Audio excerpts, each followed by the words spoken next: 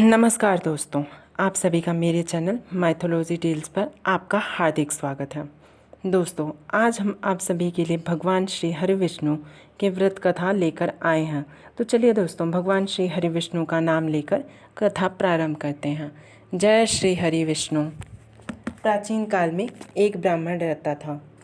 वह बहुत निर्धन और निसंतान था। उसकी स्त्री बहुत गंदगी के साथ रहती थी। वह ना तो कभी स्नान करती और ना ही किसी देवता का पूजा आदि करती। इससे ब्राह्मण देवता बड़े दुखी रहते थे। बेचारे बोलते बोलते थक चुके थे, लेकिन कुछ उसका परिणाम न निकला। भगवान की असीम कृपा से ब्राह्मण स्त्री को एक कन्या रूपी रत्न पैदा हुआ। कन्या बड़ी होने पर प्रतिदिन प्रातः स्नान कर भगवान विष्णु का जाप व गुरुवार का व्रत करने लगे। वह हर रोज अपने पूजन पाठ को समाप्त करके विद्यालय जाते थे तो मुट्ठी भर जौ ले जाया करते थे। इसी प्रकार ये पाठशाला के मार्ग में जौ छिड़ती जाती थी।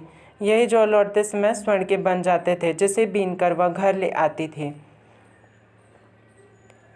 एक दिन की बात है, जब वह बालिका उस सोने के जौ को सूप में फटक कर साफ कर रही थी, तभी उसकी माता की नज़र इस पर पड़ी और कहा, हे बेटी, सोने के जौ के लिए सोने का सूप होना चाहिए। अगले ही दिन बृहस्पतिवार का दिन था। इस कन्या ने पूर्ण व्रत रखा और बृहस्पति देव से प्रार्थना करते हुए कहा, हे स्वामी, मैंने आपकी पूजा सच्चे मन से की हो तो मेरे लिए एक सोने का सूप दे दो। बृहस्पति देव ने कन्या की प्रार्थना स्वीकार कर ली। इस तरह हमेशा की तरह आज भी कन्या जौ फैलाते हुए जाने लगी। वापस लौटकर जब जौ बीन रही थी, तभी उसकी नज़र सोने के सूप पर पड़ी। बृहस्पति देव की कृपा से उसे सूप मिला। कन्या इसे घर ले आई। फिर से वह जौ साफ करने लगी, परंतु उसकी माता के रंग ढंग नहीं बदले। एक दिन वह कन्या सोने के सूप में जौ फटक रही थी। तभी उस समय उस शहर का राजकुमार वहां से गुजर रहा था। इस दौरान कन्या के रूप और कार्य को देख राजकुमार मोहित हो गया। अपने घर आकर अन्न जल का त्याग कर उदासी के साथ लेट गया।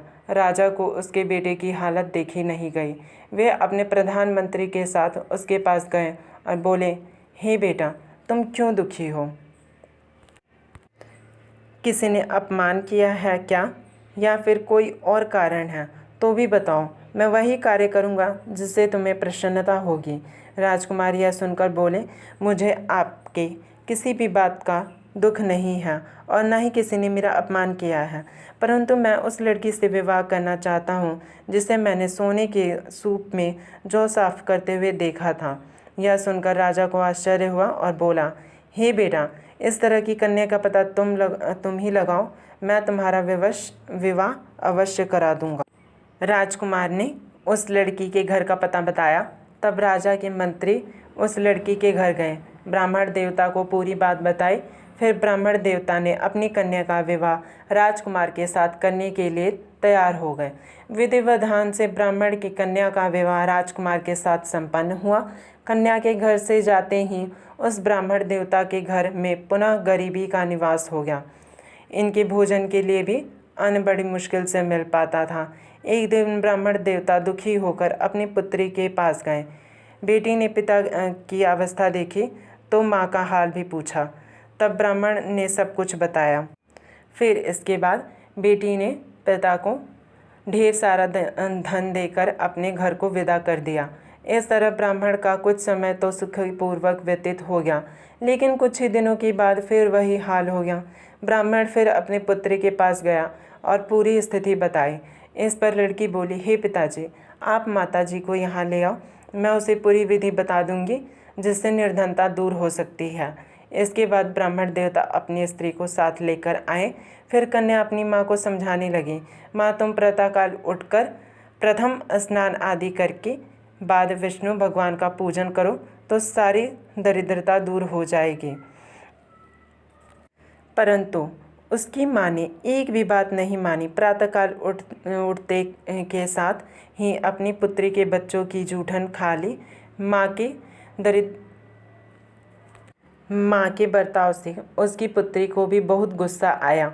बेटी ने एक रात कोठरी से सारे सामान को निकालकर अपनी माँ को उसमें बंद कर दिया।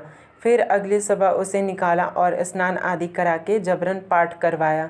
फिर उसकी माँ की बुद्धि ठीक हो गई। ये प्रत्येक बृहस्पतिवार को व्रत रखने लगी। इस व्रत के प्रभाव से ब्राह्मण देव का घर खुशियों से भर गया। वे बहुत ही धनवान और पुत्रवान हो गए। बृहस्पति जी के प्रभाव से इसे इस लोक के सुख भोग कर स्वर्ग को प्राप्त हुए। सब बोलो भगवान विष्णु की जय, बोलो बृहस्पति देव की जय। अगर आपको यह कथा पसंद आई हो तो कृपया शेयर, लाइक या कमेंट ज़रूर करें तथा चैनल को सब्सक्राइब करें। धन्यवाद।